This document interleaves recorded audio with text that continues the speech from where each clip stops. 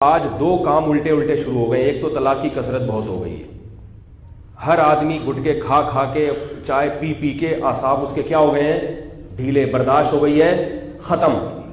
ذرا سی بات ہوتی ہے اور دھڑ دھڑ طلاق کے لفظ زبان سے نکالتے ہیں. آپ نے اپنے باپ داداؤں میں کبھی سنا یہ؟ آپ کے ابا امی بھی تو پڑھے ہوئے ہوں گے نا. ابے کیا آپ لوگ, معذرت کے ساتھ جتنے لوگ یہاں بیٹھے ہوئے ہیں, آپ کے ابو امی میں کبھی لڑائی نہیں ہوئی؟ کبھی دیکھا ابو نے طلاق کا لفظ نکالا ہو زبان سے؟ اللہ ماشاءاللہ. کبھی دادا دادی نے کبھی سنا آپ نے؟ بڑی بڑی لڑائیاں ہوتی تھی, روٹھ جاتے تھے, بات چیت بند ہو جاتی تھی, بہت مشکل ہوتا تھا یہ لفظ. میں حیران ہوتا ہوں جو کیس آتے ہیں, اتنی سی بات کہ بیگم نے فون نہیں اٹھایا اور کیا کر دیا, سالی کو فون کر کے کہہ دیا اس کو میری طرف سے طلاق. پاگل ہو گئے ہو, دماغ خراب ہو گیا ہے, بالکل ہی ایک سینس لیس ہو گیا ہے. پھر یوں ایک دم ہوش آتا ہے, یار یہ کیا کر رہے ہیں یار, ذرا ذرا سی بات.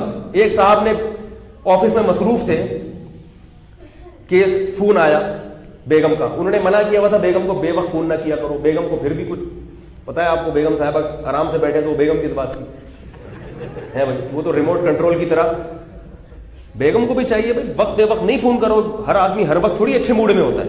بیگم نے کو پھر کوئی تکلیف ہوئی, اس نے پھر فون کر دیا. اب وہ کسی ایمرجنسی میں تھا, بیگم کے فون آ رہے ہیں, اس کو پتا ہے نہیں اٹھاؤں گا تو پیٹوں گا.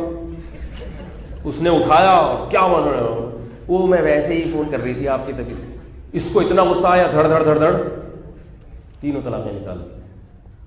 اب یہ کوئی بات ہے؟ ٹھیک ہے اس نے غلطی کی, مگر یہ کوئی ایسی غلطی ہے کہ آپ اس پہ ایک دم گھر اجاڑ دیں آپ اس کا, تو برداشت ختم ہو گئی ہے.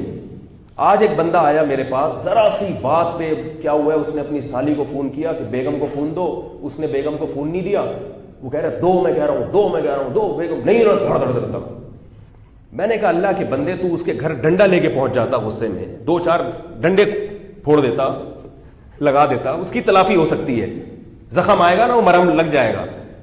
اول تو یہ بھی جنگلی پن ہے اس بات پہ ڈنڈے مارنا, لیکن ایک بات کر رہا ہوں کہ جنگلی پن پہ اترنا ہی ہے تو ذرا کچھ کم درجے کے جنگلی بن جاؤ.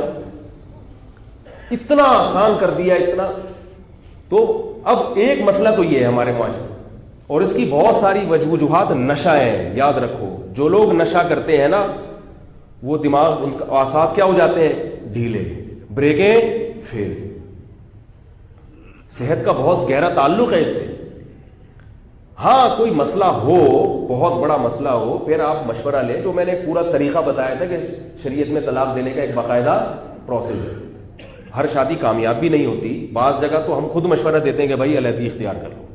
وہ تو اللہ نے بھی قرآن میں جگہ جگہ کہا ہے کہ اگر تم حدود اللہ پر قائم نہیں رہ سکتے تو محبت سے کیا کرو. میں اس کا قائل نہیں ہوں کہ سر پھوڑ رہے ہیں ایک دوسرے کا, پھر بھی ان کو مشورہ دیا جائے بھائی نہیں رہو, ایسا نہیں, اسلام میں ایسا نہیں. رہو محبت سے. ہر صورت ناکام ہو گئی سلوک کی, ہر جگہ وہ ہو گئی, تو پھر شریعت کیا کہتی ہے, محبت سے لگی, لیکن اس تمیز سے. تمیز کیا ہے, 4 آدمی بٹھاؤ, سلوک کی کوشش کرو, جرگہ بٹھاؤ. یہ بہت آخر میں جا کے یہ ہونا چاہیے یہ لفظ, بہت آخر میں. اور پھر اس کا بھی طریقہ کیا ہے, ایک ہو. سمجھ میں آ رہی ہے بات؟ جو ایک پورا میں نے اس پر ایک بیان کیا تھا کہ شریعت میں طلاق دینے کا صحیح طریقہ ہے کیا, وہ سارا پروسیس سے گزر کے اللہ نے قرآن میں جگہ جگہ کہا ہے کہ بھئی آپس میں محبت سے رہو. ناممکن ہے رہنا. دیکھو قرآن نے کیا کہا, اگر 3 طلاقیں مرد نے دے دی, عورت کسی اور مرد سے نکاح کر لے گی اور اتفاق سے اس نے بھی طلاق دے دی, تو اللہ نے فرمایا ہے کہ فلا جناح علیہما ان یتراجعا ان ظنا یقیما حدود اللہ. تو عورت اپنے پہلے شوہر سے شادی کر سکتی ہے بشرطے کہ دونوں کو یقین ہو کہ محبت سے رہیں گے. کیا مطلب, اگر یہ ڈر ہونا کہ اب بھی لڑائی ہوگی تو پھر نہیں کرو شادی.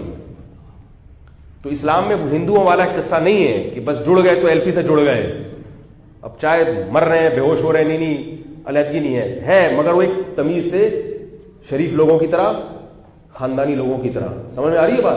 تو یہ جو غصہ ہے نا, یہ ذرا ذرا, اور بات بھی کوئی ہو نا, یہ کوئی بات نہیں ہے کہ بیوی کھانا نہیں پکاتی, یہ کوئی بات نہیں ہے کہ وہ جناب وقت پہ یہ خدمت نہیں کرتی. یہ اتنے بڑے بڑے ایشوز نہیں ہیں کہ ان باتوں پہ آدمی طلاق کی طرف آئے یا ڈیورس کی طرف آئے. ان باتوں کی طرف, یہ انسان کے نیچ ہونے کی علامت ہوتی ہے کہ وہ اتنی سی بات کہ جی کپڑے نہیں دھو رہی وہ, اور وہ اس میں نیل زیادہ لگا دیتی ہے, اور وہ سالی کو فون کیا تو وہ بیوی کو فون نہیں دے رہی ہے, بیوی کو فون کیا تو وہ اٹھا کیوں نہیں رہی.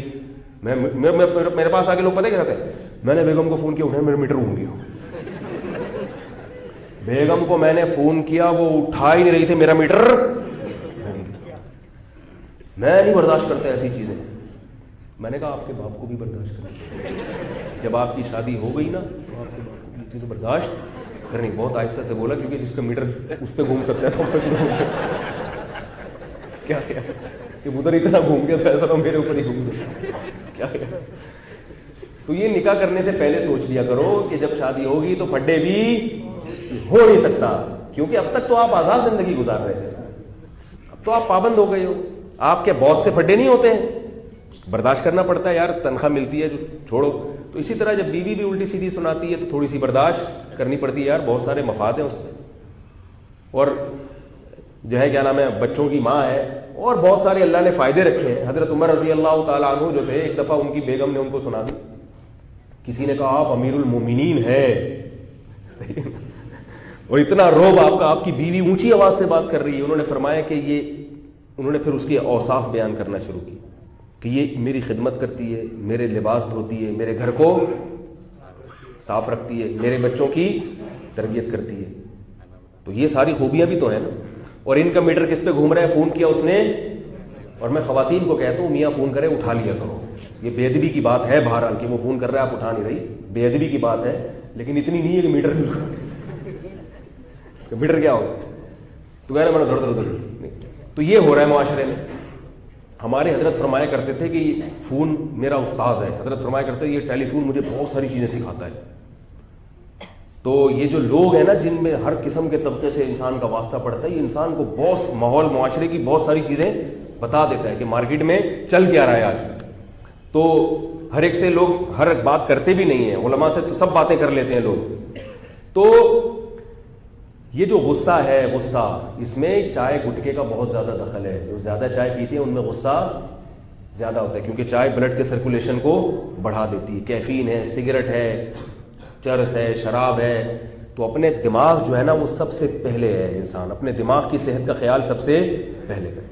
نارمل زندگی گزارے, نیند ٹائم پہ کرے, اور یہ ہنسی خوشی, اور یہ لفظ کو زبان سے نکال دے. آئی بات سمجھ. اگر بہت زیادہ مسئلہ ہو رہا ہے تو پہلے علماء سے یا خاندان کے بڑوں سے مشورہ کرے, تمیز سے کام کرے, جذبات میں کرنے کا کام نہیں.